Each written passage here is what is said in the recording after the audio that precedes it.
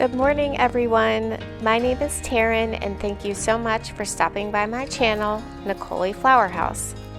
This channel is all about my cut flower garden, and I'm located in Zone 7B.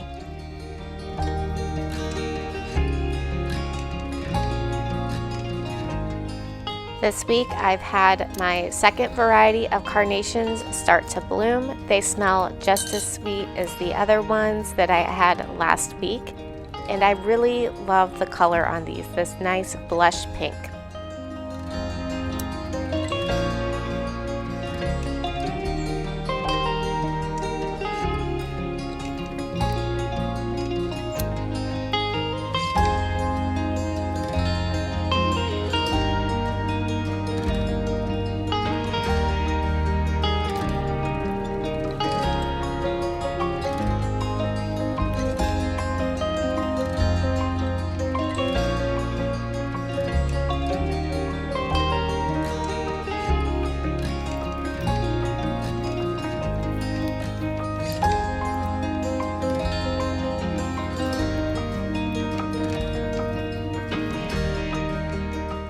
So the group of carnations that I have in between the two that are flowering are ones that I planted this spring instead of last fall. And they now have buds on them, but I've learned from the other two groups that it'll still be a while before those flower. It might be too hot for them, so we'll see if anything good comes of it.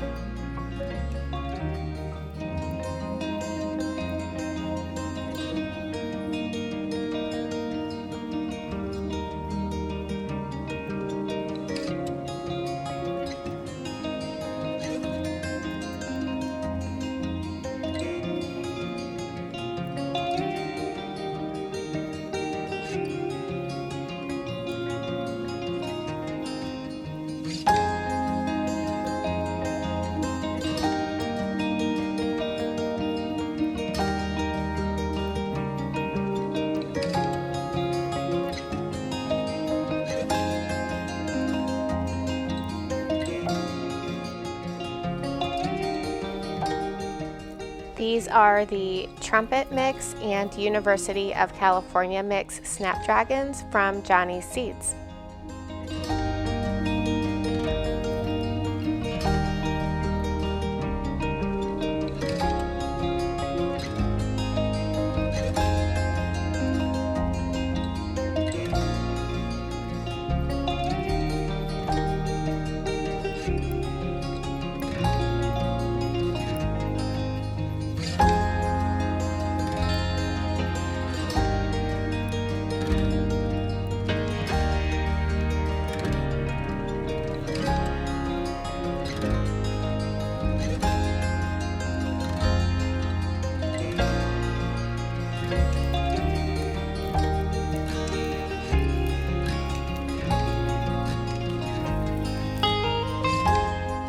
This is an Orleia plant. It self-seeded itself. I do have it planted throughout the garden boxes, but this one happened to come up here, and I'm certainly going to take advantage of it and still use it.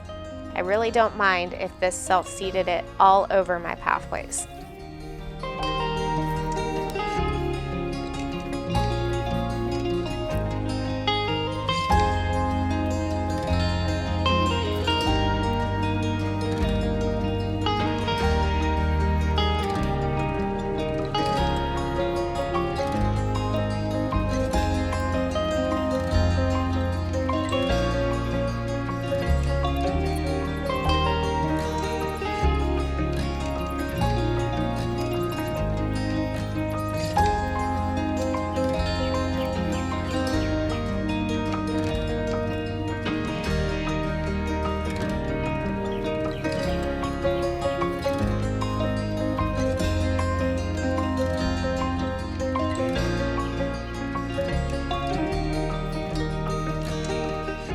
This rose right here is Desdemona.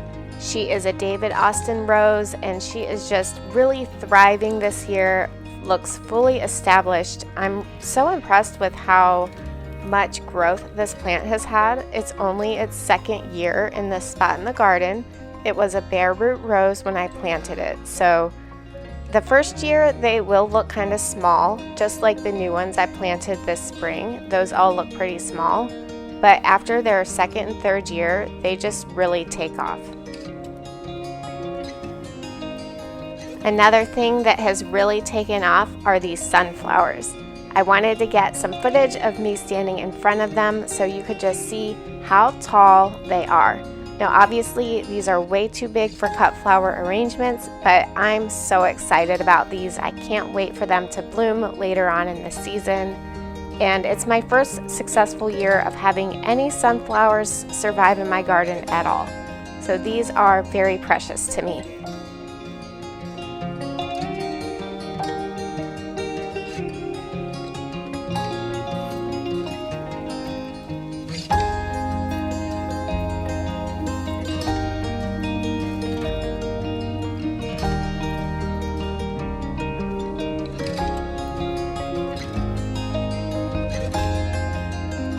I am still having some critter damage. There's something eating on these sunflowers, but they have survived and we should still get some blooms.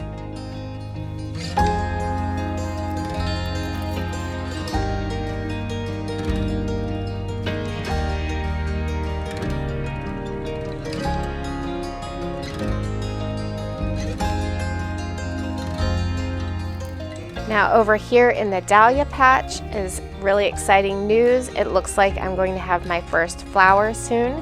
These are the dahlias that I left in the garden boxes over the winter, and they have come back, which is always a risk in my zone 7B. Sometimes they don't come back.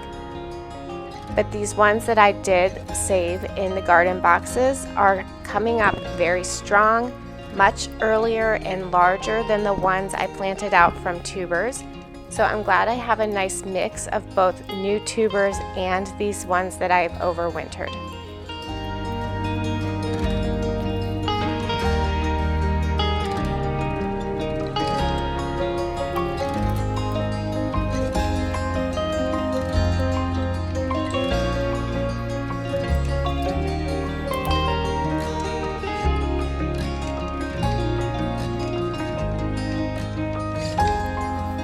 In this garden bed over here, I had a hollyhock that had returned from last year and was looking really beautiful. This one over here does have some buds on it, so maybe I'll get flowers.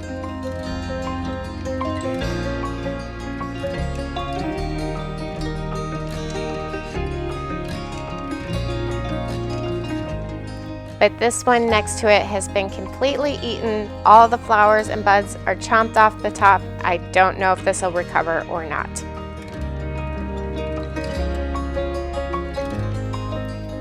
This is one of my spring planted bare root roses, and you can tell compared to Desdemona, the plant is much smaller, but by next season, it should catch up.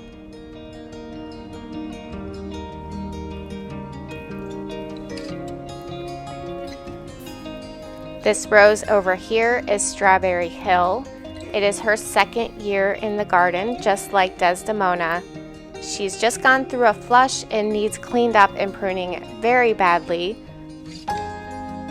This is a climbing rose, which I've mentioned before that I didn't realize, and the situation is becoming a little more dire.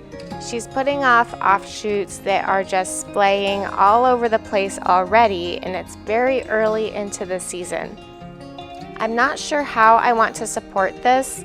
I don't really want to use an arbor going from one garden bed to another because it'll be in the opposite direction of all the other arbors I have in the garden, and that's just gonna bother me a little bit probably. So I'm thinking a structure that goes straight up would be better for this, something like a obelisk or something like that. I'm not really sure what I'm going to do, but I need to figure that out pretty soon because these canes, I don't want them to break off, and they're starting to lay down horizontally, and I don't want that.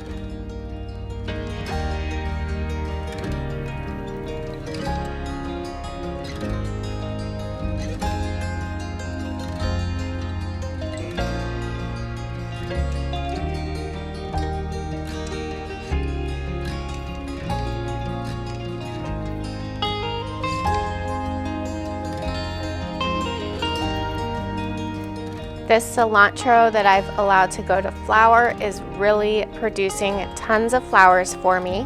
One thing about this when you cut it is that it will flop when you first cut it, so it does need a good 12 to 24 hours of rehydration before you use it. And after it's rehydrated, you can recut the stems. It smells really nice, just like cilantro when you put it into cut arrangements, so it adds that element to the arrangement of scent.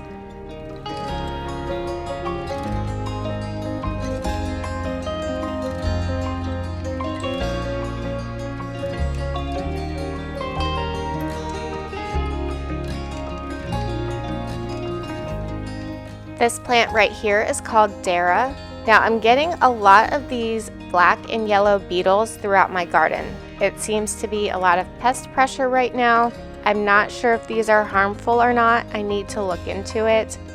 It's not quite the same as a cucumber beetle, but it looks similar, so I'm gonna have to figure out what those are and if there's something I should be doing about it.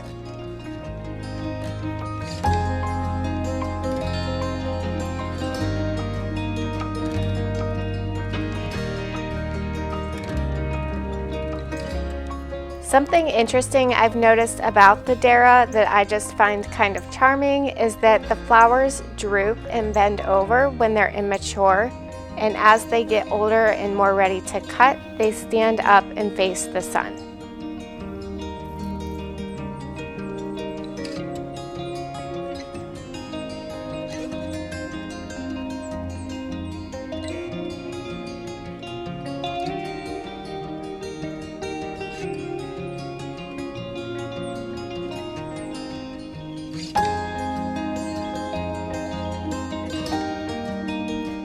My calendula patch is still hanging on. It really needs cleaned up, but she's still producing flowers. The point of deadheading flowers and taking the old ones off is so that the plant continues to push new flowers. So I know I'm not getting the best production out of this right now because I haven't been cutting the old flowers out, but it's still producing for me.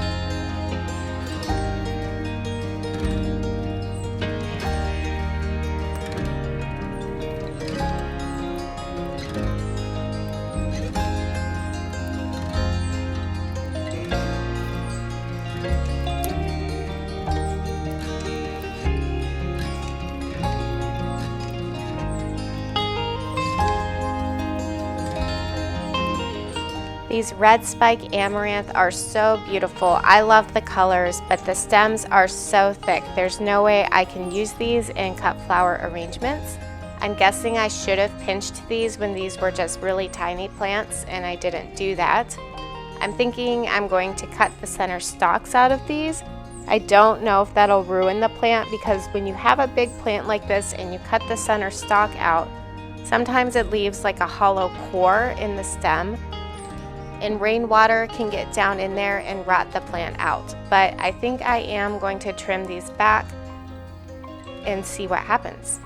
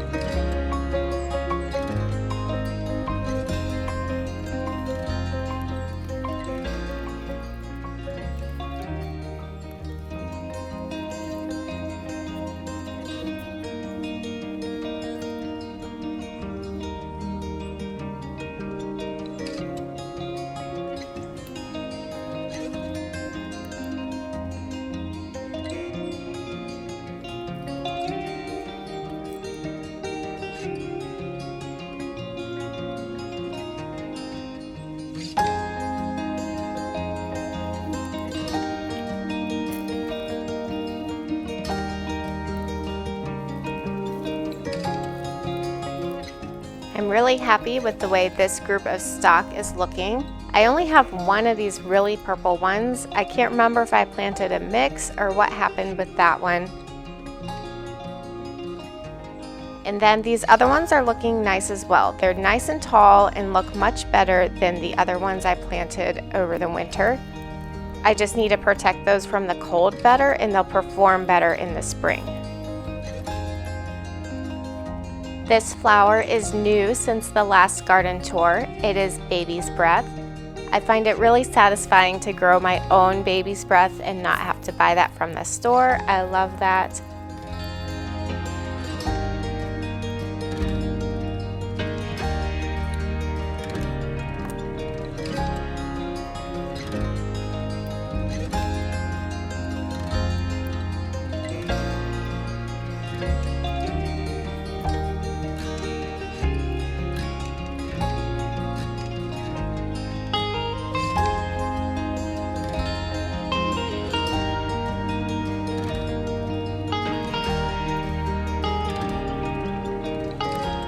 Okay, let's talk about these mystery dahlias that I've been watching all season.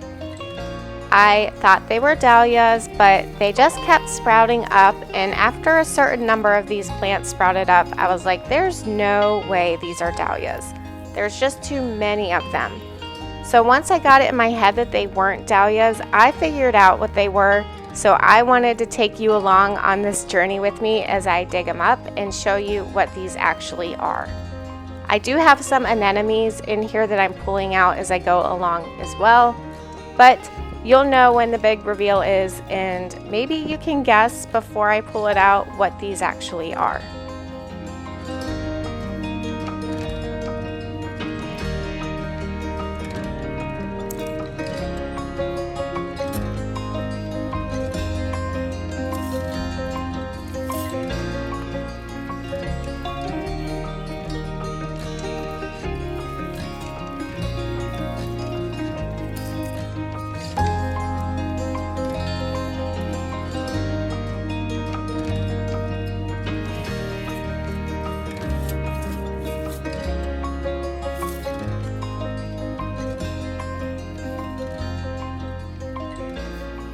Okay, here it is, the big reveal. It's a potato. I hope you're not disappointed. These plants are actually potatoes. I thought they were dahlias all along, but they aren't. So I did have potatoes in this bed last year. I don't know why I didn't really recognize that when they first came up, but here it is. And so I will be digging the rest of those out eventually, but I think I'm just gonna let them mature and I'll get a nice little harvest out of them.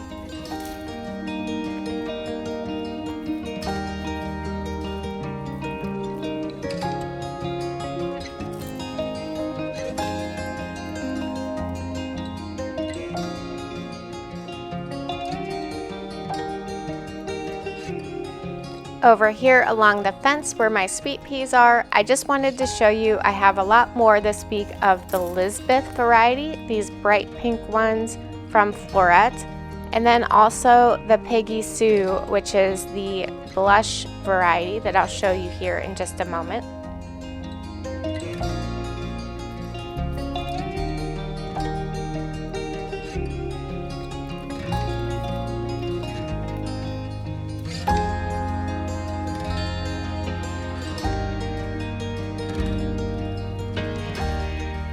Here, I just wanted to give you a nice close-up view of what the difference between the Peggy Sue, which is the blush pink one, and a pure white one, which is part of the Mammoth Choice mix that I have in between the two Floret varieties.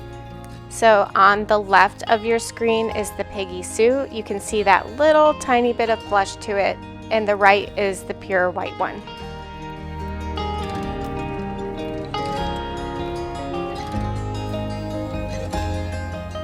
In the front garden bed, I do have more hollyhocks that haven't been touched by critters yet, and also a lot of blooms on my lavender plants. I'm really happy to see this. I grew these from seeds, so it has been a long process to get them even to this small point, but they look established and way better than they did last season. So I think I will finally get my lavender hedge that I've always dreamed of, and I grew it from seed and very inexpensively.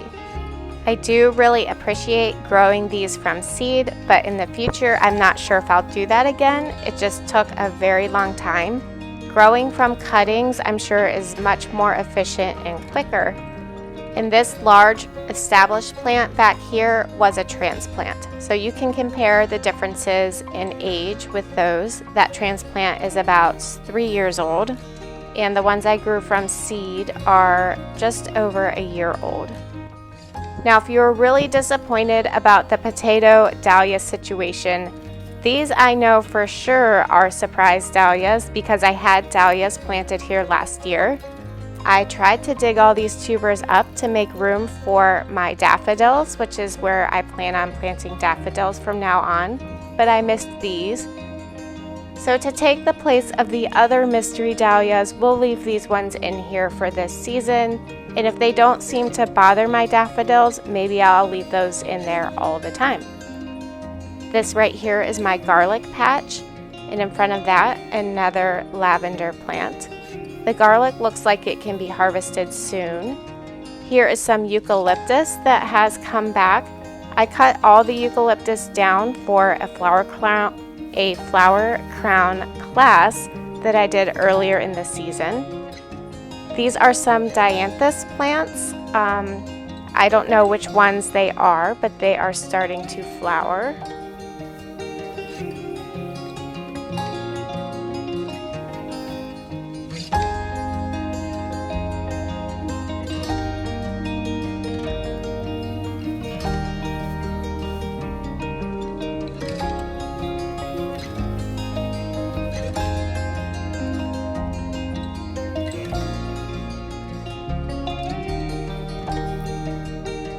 This plant right here, I've been trying to get out of this garden bed. It's some kind of shrub, and I've been trying to get it out of there for 3 years, and it hasn't worked. So I don't know what it is or what I can do about it, but I still just kind of keep pulling it out by the root as much as I can.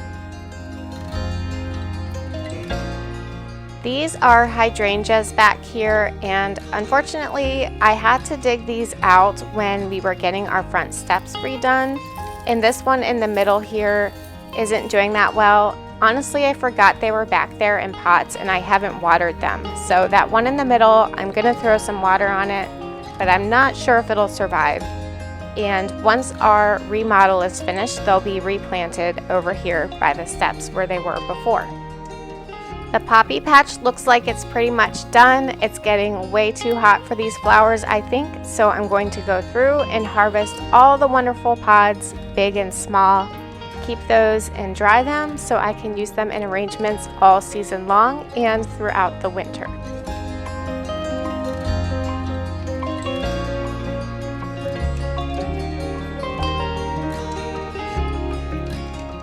These are bachelor's buttons that I planted the seedlings out this spring. I have 3 different colors mixed in here, a red, a white, and a periwinkle blue. These are planted really close together. They're a little harder to harvest than my other ones.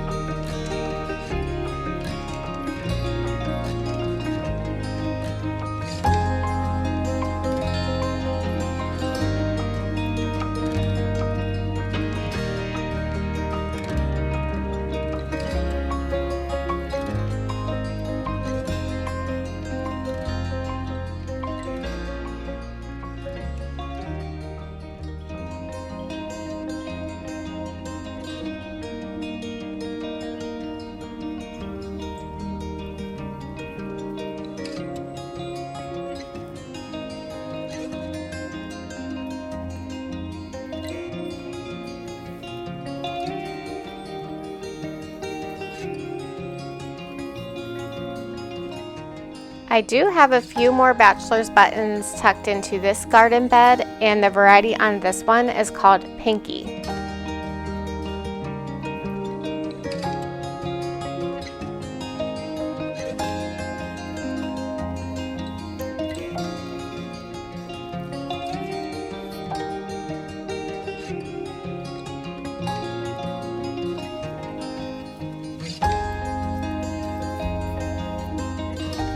This is a marigold that looks like it's just days away from flowering.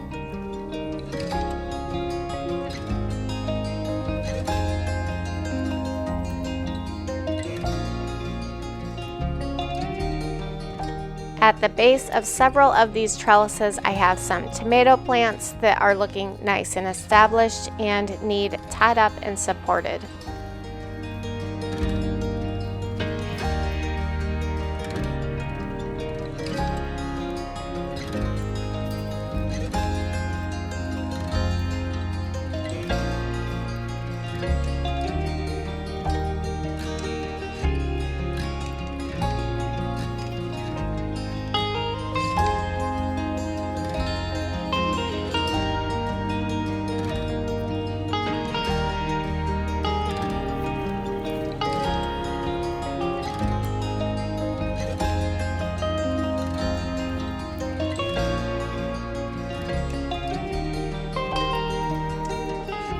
This garden bed over here used to have ranunculus in it, and I have gotten around to removing those ranunculus from this bed. So the seedlings that I have planted in between all of those ranunculus now have a lot more space. These are Rudbeckia seedlings, and they should be able to establish more soon. And here is another one of my newly David Austin roses, planted from bare root this spring, so much smaller than Desdemona, Wild Eve, Strawberry Hill, all of those other ones, but she'll take off next season. And for comparison, here is the lovely Desdemona one more time.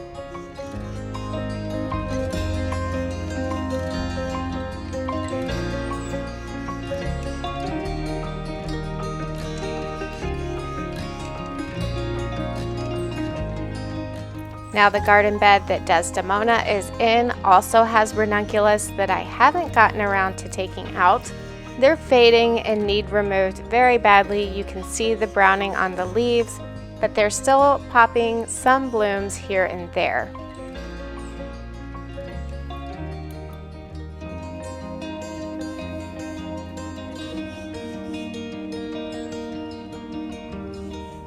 These sweet peas have reached the top of the trellis and kind of have just fallen over off to the side.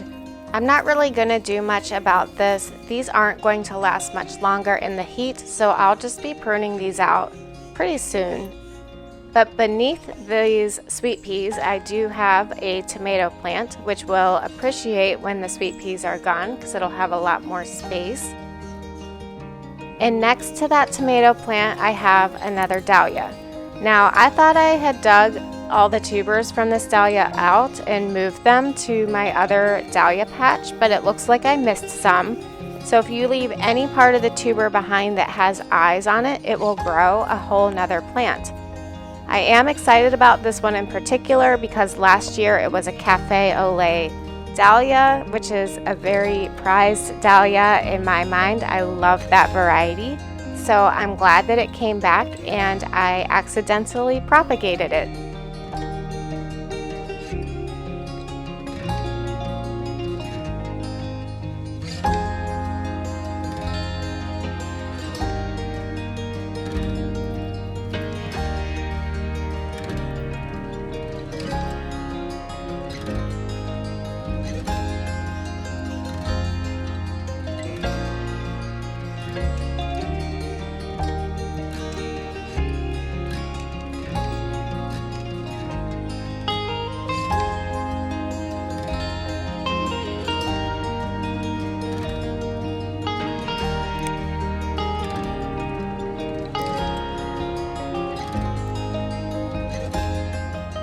I do want to take a moment and thank all of my subscribers for your support. I have hit 1,000 subscribers and it took me a little over a year, but I'm so glad to find so many people interested in cut flowers and to join this community. So really just thank you so much for your support for my channel. Well, that is all for today's cut flower garden tour. I hope you enjoyed it. If you liked the video, give it a thumbs up. And the best way you can support me and my channel is to subscribe and share it with your flower loving friends. I'll see you next time. Bye.